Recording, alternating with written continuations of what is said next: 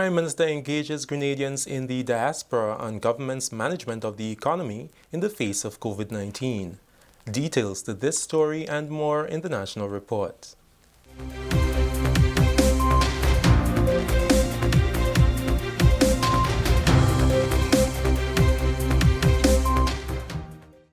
Welcome back. With the details to the news for Friday, August 28th, 2020, I'm Delroy Lozan. Prime Minister Dr. the Right Honorable Keith Mitchell and some of his cabinet colleagues engaged Grenadians in the diaspora and those at home in a Zoom discussion on Thursday night to update them on the government's management of the economy in the face of the COVID-19 pandemic. The Prime Minister was joined by Honorable Emlyn Pear, Peter David, Nicholas Steele and Yolan Bain Hosford. Among other issues, Dr. Mitchell and his team were questioned about Grenada-China relations and the type of financial support that the People's Republic of China has provided to Grenada. In the case of Grenada, we have had very little loans from the Chinese government at this point in time. Most of the major activities we've had so far with China has been grant support. All the housing, hundreds of units, was negotiated after Ivan when we established relationship. This is ongoing and it's all grant funding. The support that were given for the stadium is grant funding. No loans were given. The agricultural support that been given is grant funding. No loans were given. So we don't owe China. If you check the record of debt of the country, not to China. The only first real loan we were embarking on, we still have not really done much yet, and it has not activated that yet, is the loan given to expand the airport. And that is not yet on as an active loan. So in the case of Grenada, we are on a serious program of managing our debt. You heard me mention, Kellon, the debt to GDP ratio is 50-something% before COVID-19. It's about 61, 62, or 63, somewhere around there now because of some of the loans we took from the World Bank and so on to deal with COVID-19 and other activities, but not the China loan at this particular time. Dr. Mitchell was also questioned on the status of payment of stimulus packages for hotel workers. The financial situation is such to make it literally impossible for us to provide a new 3 months. So the thing is to end in July. So you will see the payment for July, but not necessarily 2 months, the other 2 months, because of the financial situation we are facing. It is very serious. If we continue as we are going today on expenditure, in the last quarter of the year, we won't have money to pay salaries. And that coming from a time where we had surpluses galore in a relative sense, over the last 6 years. In fact, it's because of the surplus we had, we were able to do what we are doing. But with the several months of payments and only 50% of our revenue being collected, you could imagine the impact that is having on government ability to do a number of things. The Prime Minister said if there is an improvement in the economic position of the country and the fiscal space provides, his administration will make a decision on the feasibility of the continuation of the stimulus package for hoteliers. Continuing the news, Grenada has joined member states of the Eastern Caribbean Supreme Court in the implementation of an electronic litigation portal which will make use of an electronic filing system. On Friday, the Lower House of Representatives passed the Supreme Court Fees Bill 2020, which implements the e-filing system and the removal of payments by means of stamps. Legal Affairs Minister Honorable Kendra Maturin-Stewart presented the bill to the House.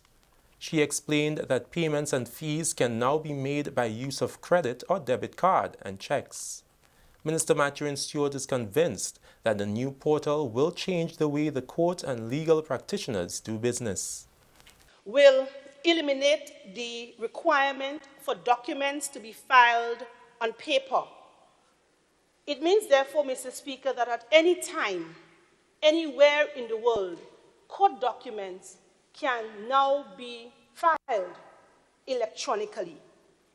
And if that is the case, Mr. Speaker, it means, therefore, that there will no longer be a need to affix postage stamps to documents. Mr. Speaker, prior, under the Supreme Court Fees Act, the only way within which court fees was payable, Mr. Speaker, was via stamps, postage stamps that are usually affixed to documents.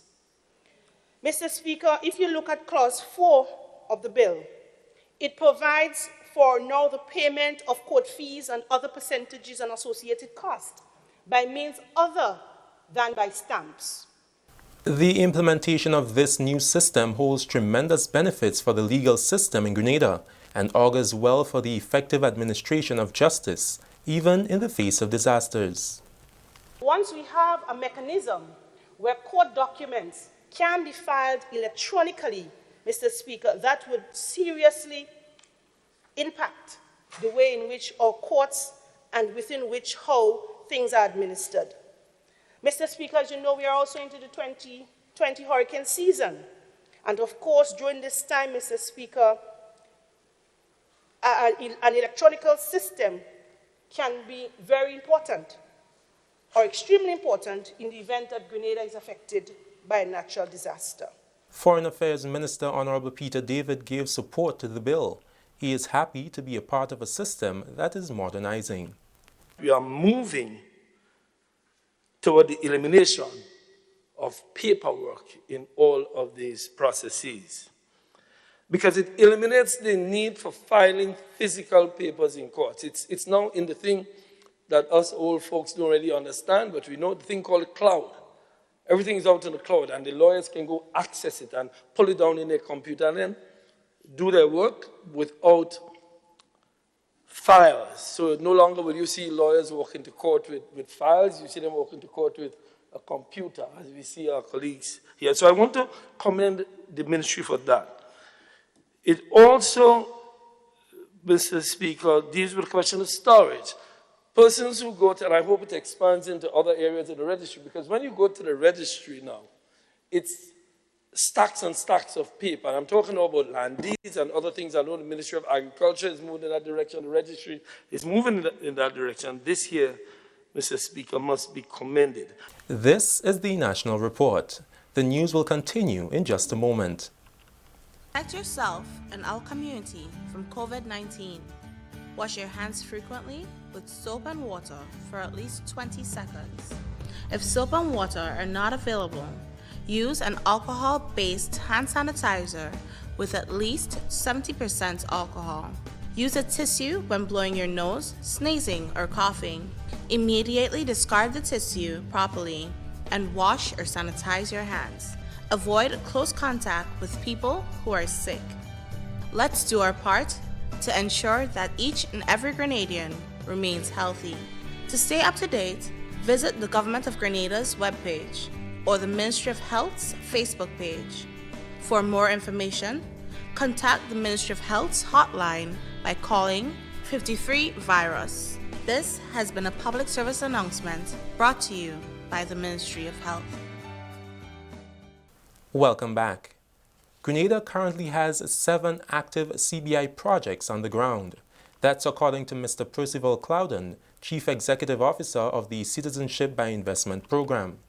During an exclusive interview with the Government Information Service, Clouden said there is no doubt that the CBI program is an economic tool being used by the administration to foster economic growth and improve the standard of living of every resident in the country. The Kewana Bay Resort, he says, is one such project. They're doing a fantastic job in the development. They have approximately 80 local residents employed as I speak. We had the opportunity to visit that project last week, and we were pleased with the progress. And importantly, the employment numbers. So there are 80 Grenadians working at the Kawana Bay development.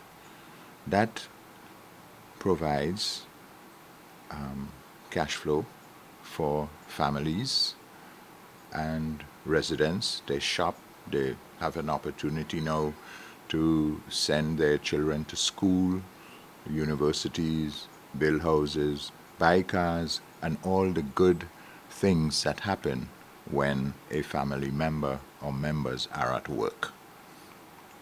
And the trickle-down effect, of course, is positive to the local government because you have an increase in the tax base because they pay taxes, and more employment increases taxes. So it's all good.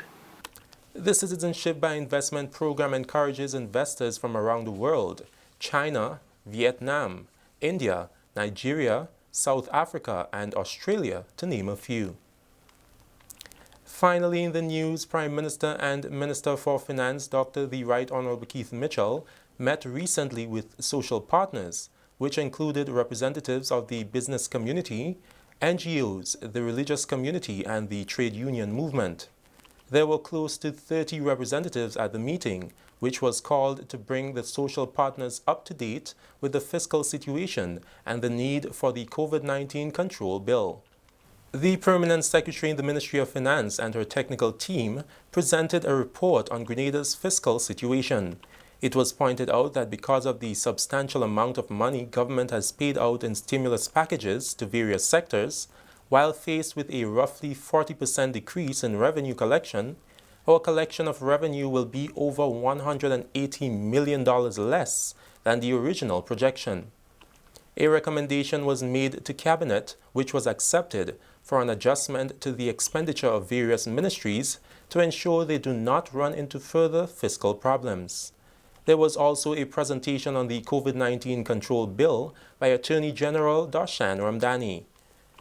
In addition to the statement he had made in Parliament and in his recent address to the nation, the Prime Minister praised the religious community for its leadership and the public position taken to advise its congregation on the need to take the virus seriously and to follow the protocols to ensure Grenada has no further infections.